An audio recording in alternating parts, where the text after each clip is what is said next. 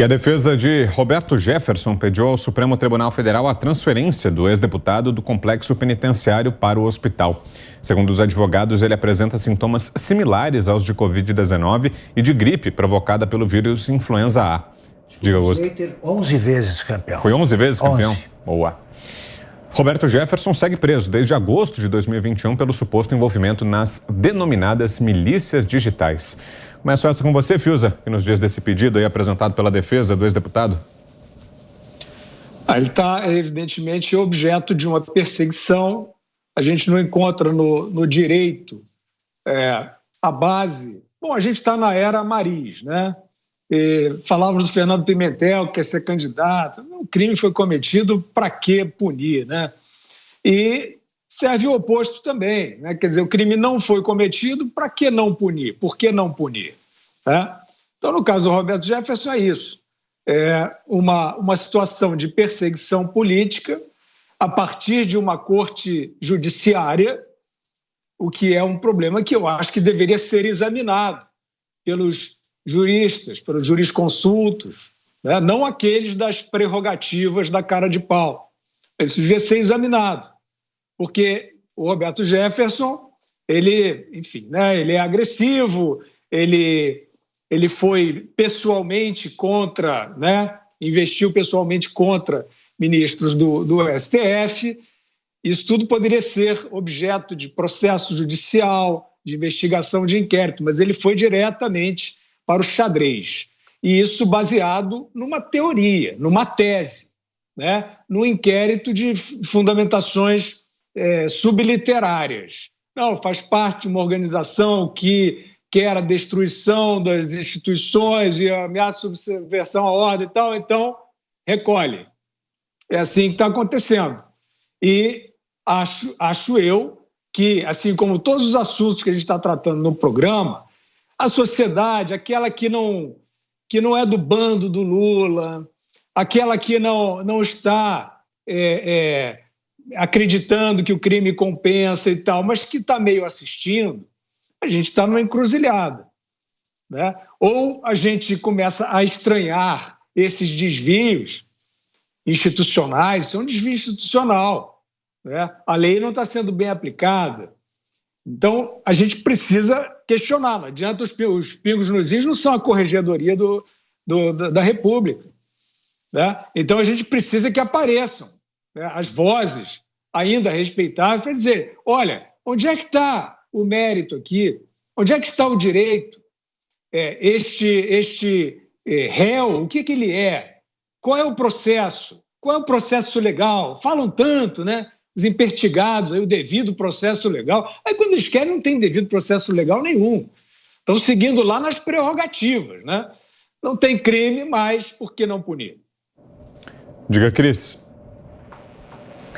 Roberto Jefferson é um dos presos políticos atuais. E é sempre bom a gente relembrar que nós não aprovamos necessariamente o que foi dito ao longo das várias entrevistas, dos vários vídeos. Enfim, muita coisa foi dita por ele, por Zé Trovão, pelo jornalista Wellington Macedo, pelo deputado Daniel Silveira, pelo jornalista Oswaldo Eustáquio, e a gente não tem nem acesso a tudo isso para saber, porque muita coisa foi tirada do ar, mas eles continuam sendo punidos pelo que disseram.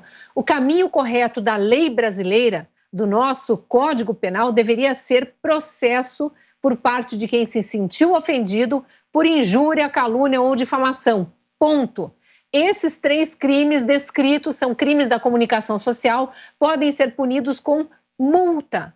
Ponto. Não há crime de opinião no Brasil, ninguém deveria estar preso ou sendo perseguido por opinião. A liberdade de expressão é garantida pela Constituição brasileira, não está sendo respeitada e não está sendo respeitada pelos maiores juízes do país, em tese, que são aqueles da Corte Superior, da Corte Máxima, que é o STF. São justamente eles que estão mandando prender. Então é tudo muito bizarro, é difícil até a gente comentar. Em relação ao pedido específico da defesa de Roberto Jefferson, alegando que possivelmente esteja ali infectado pelo vírus influenza ou Covid, eu acho que cabe a pergunta, o preso não foi protegido como deveria pelo poder público, pelo sistema penitenciário, para não ter contraído o vírus, porque a gente viu no início da pandemia, inclusive, presos perigosos sendo soltos para não contrair Covid.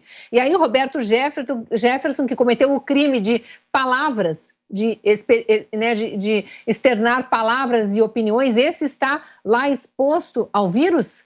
Isso cabe questionar também. A defesa do ex-deputado, do ex-presidente do PTB, com certeza vai fazer isso em algum momento. Agora, ele já teve em situação pior até de saúde, até onde eu tenha acompanhado aí, porque ele se trata de câncer e de outras doenças ali e não foi liberado. Então, a justiça está sendo não só cega em relação a ele, a ponto de de dar as costas, de ignorar a própria Constituição, como cega também para a parte humanitária, porque foi muito benevolente com outros presos que nem doentes estavam no início da pandemia, apenas para que não corressem o risco de ficar doentes, foram liberados. E com esse, agora a gente vê o advogado aí tendo que insistir. Vamos ver o que a justiça vai responder em relação a mais esse pedido.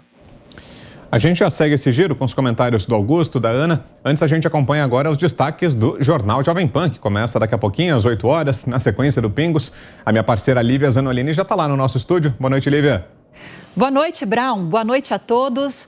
Vamos aos destaques, então, do Jornal Jovem Pan. A gente vai atualizar a situação das cidades atingidas por temporais, principalmente em Minas Gerais, no Rio e aqui na Grande São Paulo. Vamos voltar a falar do caos nos aeroportos, com uma disparada de casos de gripe e de Covid. E ainda vamos bater um papo com o deputado Darcy de Matos, que vai explicar sobre a retomada das discussões sobre reformas essenciais ao país. E hoje, comigo e com você, Brown, para comentar as principais notícias do dia, Ricardo Salles, Cristina Grêmio, Luiz Arthur Nogueira, que está de volta, e Miguel Daúde.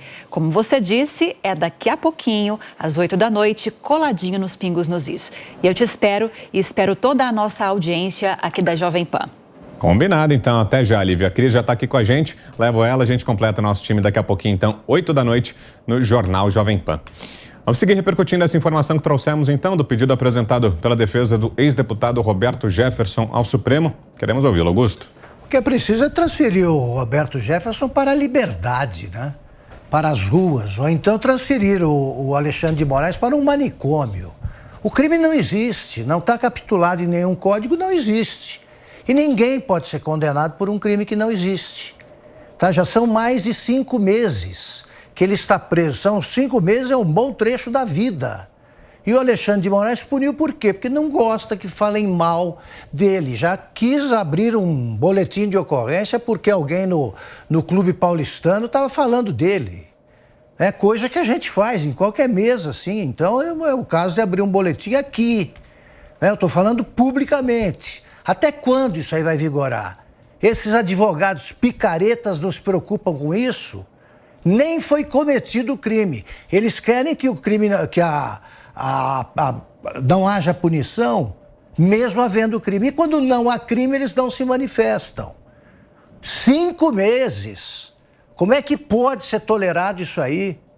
Porque falaram mal do Supremo. Agora, do chefe do Executivo pode falar o que quiserem, né? O ator de Araque, Zé de Abreu, diz que tem que morrer o presidente, chefe do Executivo. Tá? Tem de se acabar em merda, foi isso que ele disse. É feio a gente repetir isso aqui. Agora, pode publicar, não acontece nada com ele, é só com o pessoal que se opõe, que apoia o presidente Bolsonaro que acontece? Então, o Supremo é um partido político. Para fecharmos, Ana, 1 minuto.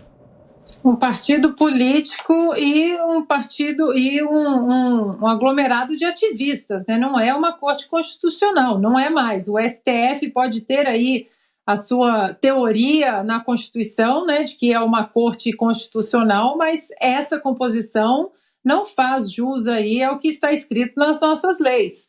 É um inquérito ilegal de um ministro aí que tem várias ações aí ilegais. Não existe o crime de opinião no Brasil, Mas mesmo se tivesse havido aí um crime, mesmo se conseguissem tipificar o crime aí de opinião, eu queria perguntar onde está o senhor Antônio Cláudio Maris de Oliveira para dizer aí, no caso do Roberto Jefferson, que o crime já aconteceu, né? Para que punir?